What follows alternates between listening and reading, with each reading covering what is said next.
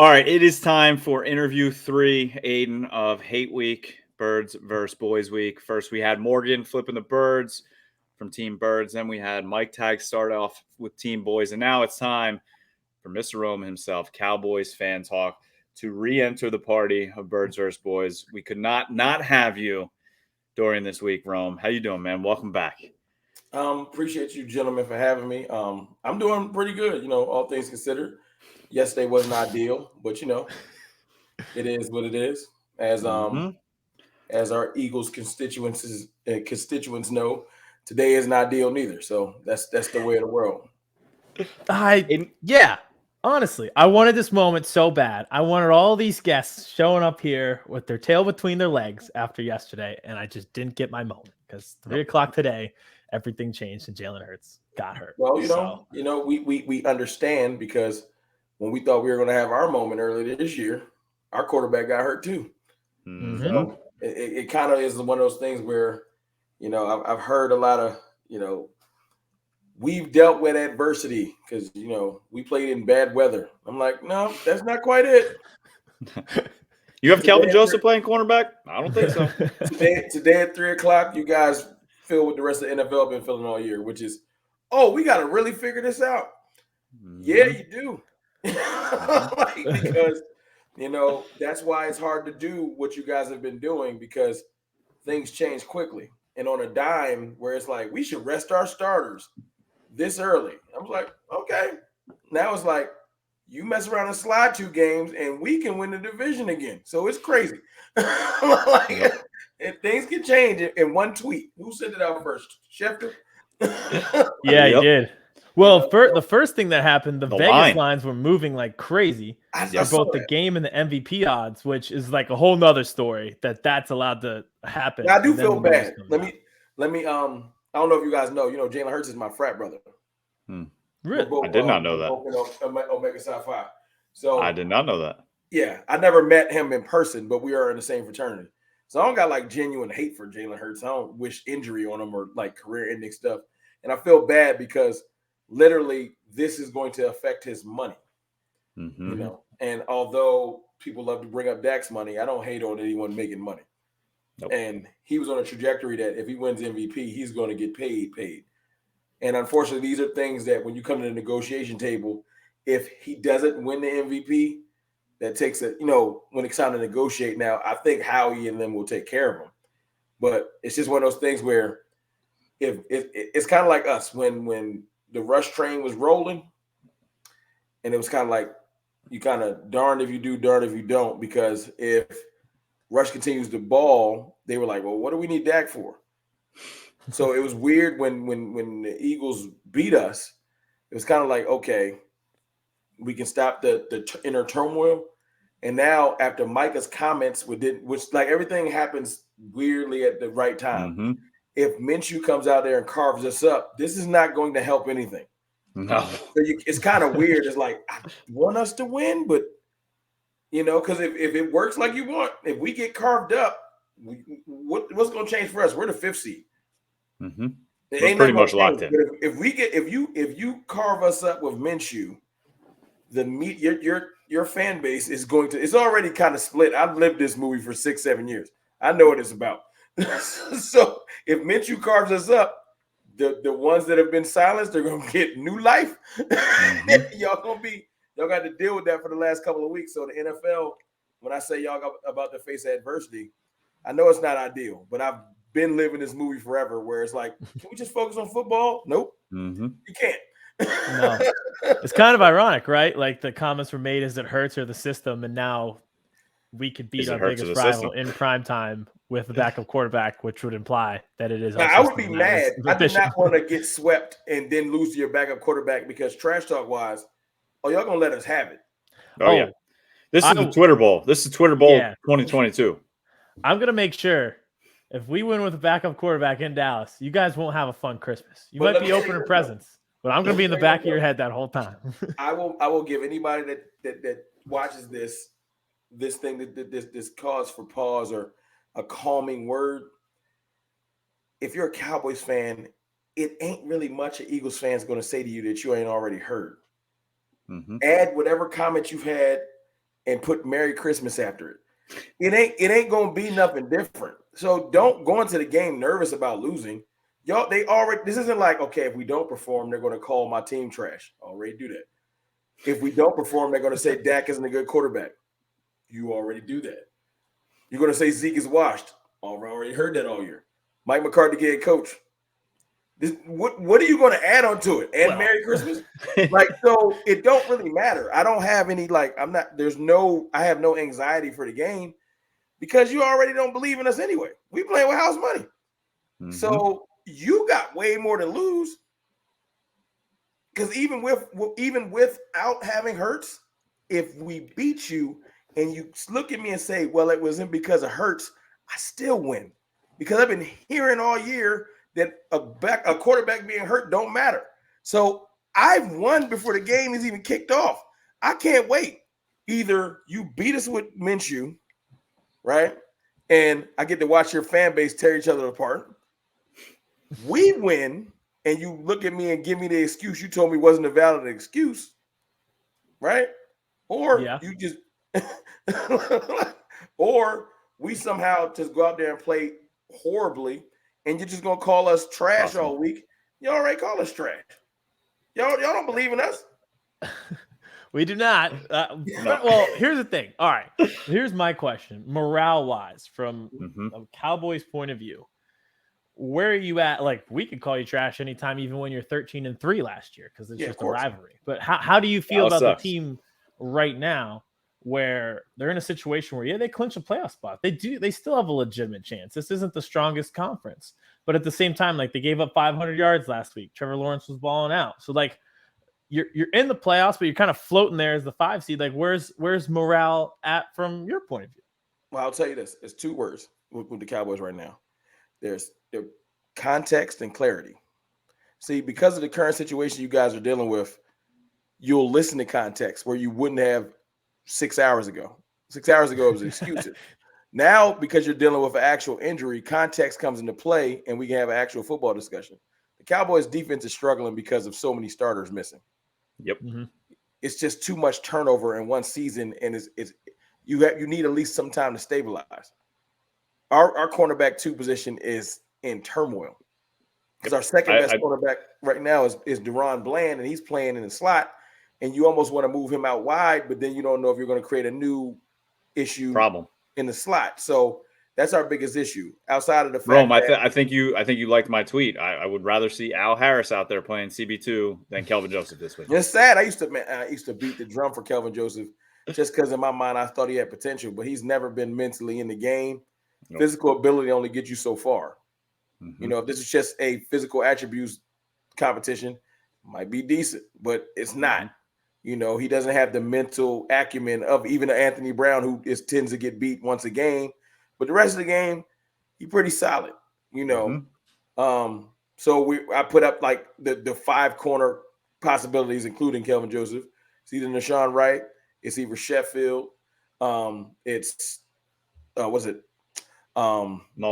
Mullins, or it's Mackenzie Alexander. It's going to be someone. I have an option. I've been beating the drum for McQuamu. Yeah, but we haven't seen him do it yet. We got to get out our own way and be willing to let someone else try. That's their problem. Yep. And that goes back to my other word. When I say context and clarity, we're too arrogant as a team. That's my problem with the Cowboys. We know that we have deficiencies right now. And yesterday when we were winning that game, a smart team, a smart, non-arrogant team says we got to lead. Let's do what we got to do to get out of here. Yep. Our arrogance says, you know what? Let's shuffle the offensive line like a deck of cards. No. If Tyron Smith is out there playing well, let him play. Don't put Peters in and say, oh, let's do this, let's do that. That's arrogance. Arrogance is we know we're wide receiver deficient.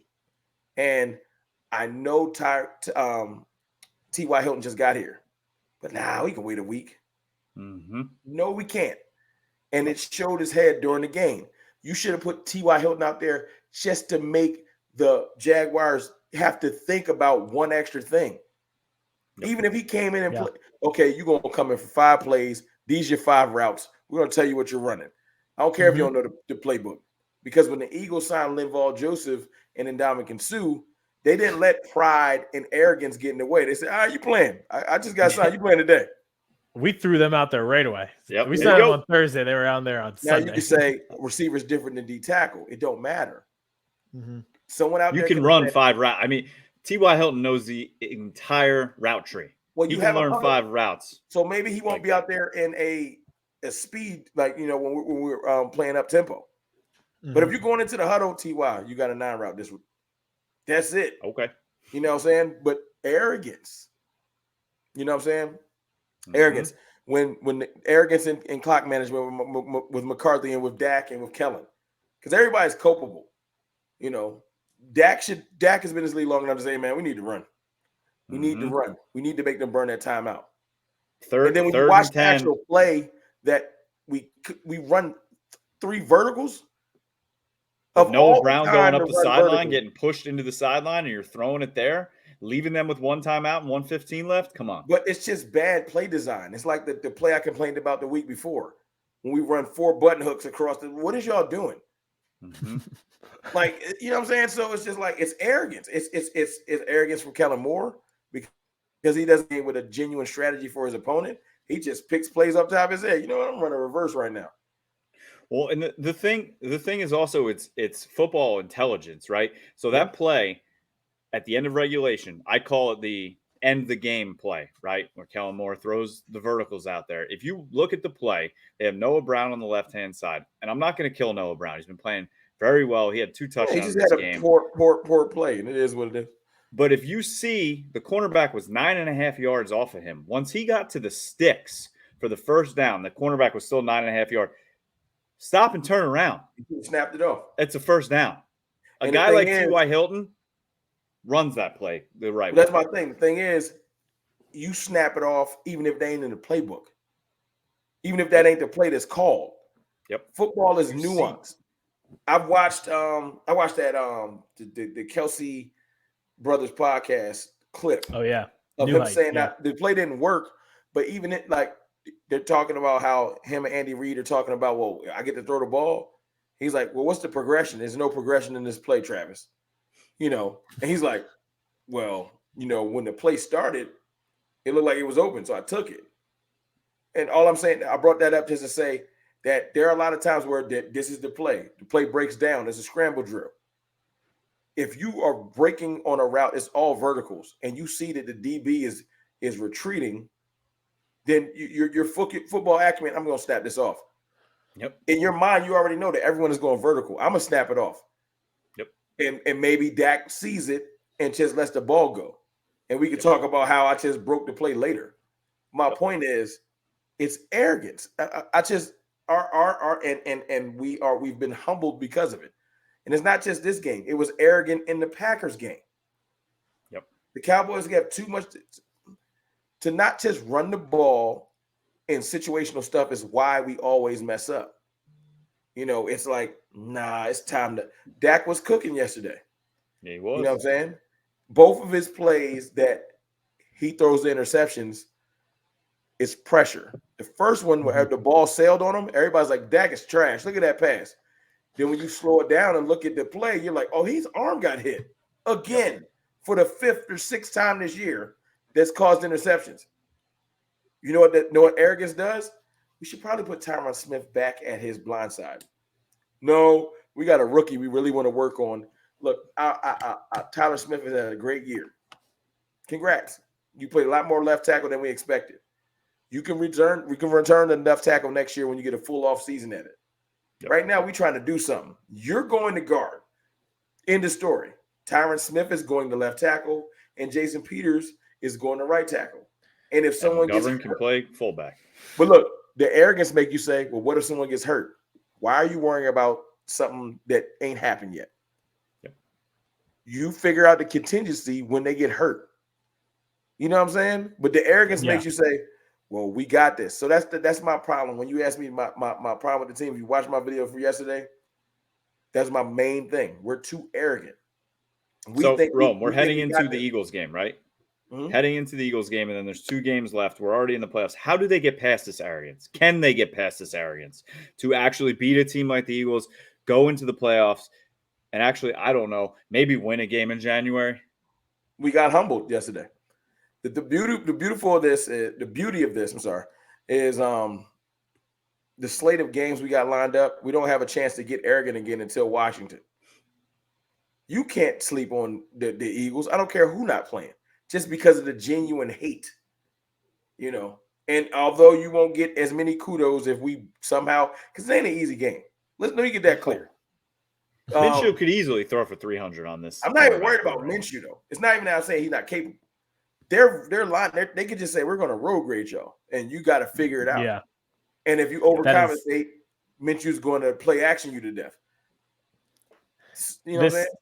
This doesn't help my Jalen Hurts MVP campaign, but there is a scenario where we could win this game off of quick screen designs for Gardner Minshew, getting the ball out of his hands fast, running behind the offensive line, stuff like that. Yeah, it's going to be. Yeah. Look, if it comes out there and the team performs flawlessly and punishes us, it's horrible for the Cowboys.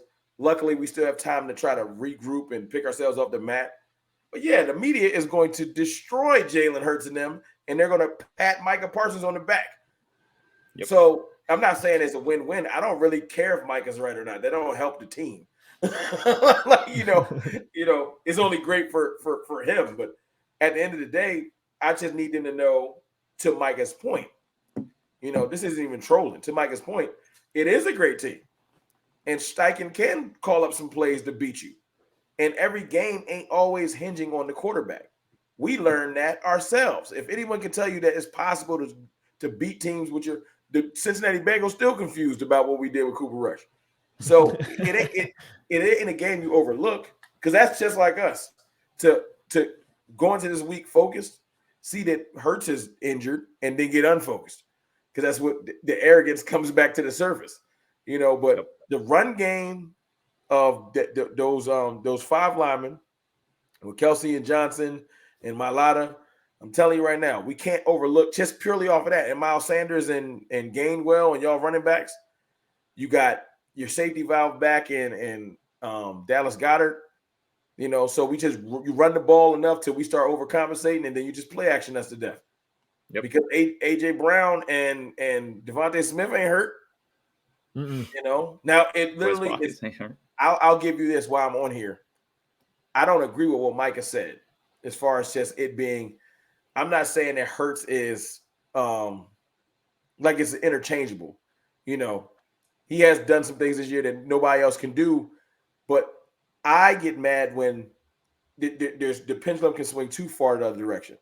When people say, I've never seen this before. I have seen it before. His name is Cam Newton. He just got hurt. I've seen this exact run style player before, and he went 15-1 before. I've seen this movie. I'm not saying it's the exact same. Hurts and Newton are a little bit different.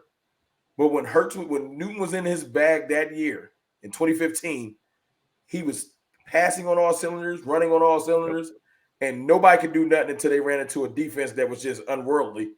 Mm-hmm. The Broncos. Yeah. So I'm not here to, like, there'll be time for trolling. I'm just being completely honest. That I've seen this before. The scary thing is what happens today, because that injury, I've seen a shoulder injury mess up a quarterback. That's his throwing arm. Yeah. So even if he toughs through it, I saw Dak sail some throws versus y'all, and he ain't getting no sympathy. It was like, well, you went out there, you played. So it Hurts is in a weird predicament, because if he toughs through this and comes and plays, but his accuracy starts to go off, he's in that weird predicament of what Dak has been going through for 7 years, where you start making one mistake. He can't make one mistake, or they're going to act like everything else is a fluke. It ain't fair. Mm-hmm. I know what it looked like. Dak was balling yesterday. He was. He had the best pass I've seen him throw this year, the Hendershot. It was a dime. And then he gets his arm hit, and he throws a ball to Noah Brown, and it's like, Dak is terrible. And I'm like, because he threw a pick six and an interception, and somehow his passer rating was still like 107 or 106 or something like that. That is 15, I believe, to start the game. So it's one of those things where the stats show that, well, he must have had a decent day if he still had 2 picks and still had a passer rating like that, you know. Yep. But anyway, it's not about Dakota. It's not about the quarterbacks being out. It's really about the chess match of Eagles versus Cowboys going forward. Because right now it's kind of like it's not a concession by the Eagles by no means. But just hypothetically say we go out there, we battle it out. We win a close game or however it works, right? Blowout, win a close game, it don't even matter. Because just like you guys did early in the year, we can beat our chest all we want to. In the back of our mind, like I've been saying all year, you're going to, even if you guys don't say it, Hurts one out there. It'll be in our minds. It don't matter if you say it or not. You know, because that's what I've heard all year. I was like, you guys beat us and you beat your chest. But the only reason the 24th meant something was because it's like, I mean, earlier this year ain't really feel as good as I wanted it to feel. It felt good, but I need the 24th to happen. Now it's in the reverse. And if we win, we'll be like, all right, we back on track. In the back of our mind, we'll be like, that win ain't really feel right. So we're going to be praying that we run into each other in the playoffs. Or if one of us fails, this is the kicker. I'm going to leave y'all with this because I want y'all to think about this. I actually talked to Tuck on the phone earlier. If somehow one of us, like this game goes and we split this year, but we both don't have our quarterback, and then one of us gets clipped in the playoffs, you know what I'm saying, and we don't never face each other, you do realize we got to deal with this for a whole nother year. Oh, absolutely. Oh, yeah. That is not – that's kind of sounds like torture. I don't want to do this all summer. Nope. I was looking forward to it being handled, and now it's a possibility. And look, we would be the ones that get clipped because in Cowboys fashion, right? And then we're going to Tampa. We're losing to Tom. We'll spend the whole summer hanging on this, but y'all never beat us with Dak though. And it'll be annoying, but I know how this rivalry goes. Logic doesn't have to be in the picture. It's just not always. Nope. Listen, all right. We need something to argue about at all times. Always. And that might just be that. But and that's how I want to bring this together. So you mentioned the rivalry. Obviously, it's hate week. So for you, we're asking every single one of our guests this exact question. Sure. How do you describe this rivalry in one sentence? Or two. One sentence. Mm-hmm. I could describe it in one word. Okay. We'll take it. It's petty. I've never seen this rivalry. It's just petty. It's not like it was true hate with Washington. It was, I'm older. I'm 39. So I've really been through the Washington thing. Mm-hmm. But this rivalry really took off because of social media. In the last 10 to 15 years, the advent of social media, because it wasn't this much. I've been around forever. I didn't have that much hate for Eagles, like at all in the early 2000s. I just didn't care. I don't know who really started it or how this really started, but Twitter, that's why you call it the Twitter Bowl. Mm-hmm. It really has become, because it's weird. Like, it's to the point where you can't really do anything as the other franchise without comparing it to the other one. Yeah. Right. As great as Jalen Hurts is this year, you would think that during this year you would be comparing him to Mahomes and to Allen all year. But the majority of the time, it's just, and he's better than Dak now. And I'm like, okay, that's the only bar he got to clear. But it's just in your mind, the rivalry makes you just, I got to stick it to them. I got to stick it to them. And it goes in the other direction too. It's like when CeeDee Lamb finally fought back and overtook A.J. Brown in yards, I was one of the first people to just be like, yeah, you see it, right? It really means nothing in the grand scheme of things, but we're in the, and it was only by like 20 yards, but it's just pettiness. Yep. It kind of is what it is. Look, Hassan Reddick has one less sack than Micah Parsons. And now it's like, well, is Micah Parsons better than Hassan Reddick? And it's like, we're just at that level of fandom where we're going to one-up each other, and it's just going to be petty until the end of time. We got one, they got one. I don't really know I don't really know how you can end it. Because as I told Tuck, it don't matter if we won. Like, there's no way that we had beat the Eagles 3 times in a row. You would think it'd be like, all right, we're going to be quiet. Nope. It was just as loud as ever. So if you guys Win the sleep Super on it, Bowl. I hope you don't think in your mind, once we sweep the Cowboys, they're going to shut up all summer. No, we're not. We're going to give y'all about a couple days, and then we're going to be right back at it. I don't think it's going to end. I think it's just the hate is internal, and it's going to be there forever now. It'll never end. Nope. We'll just argue forever until Elon says we're going to fold up shop and close his Twitter app down. We'll be going for the rest of the time. We got to get bad. So if we both got bad in Washington, we wouldn't have nothing to argue about. We were just building our teams. But until we get like genuinely bad, we're going to be arguing. Even if Twitter folds down, I think we would create our own Cowboys Eagles app. Argue on Facebook. We found a new app. We'll find it. Back. Yeah, we'll get them. We'll bring MySpace back. We'll do something. We'll be in the YouTube comments. Absolutely, it's coming. All right, Rome. Let everybody know where they can watch your videos, how they can follow you on Twitter for all of the pettiness.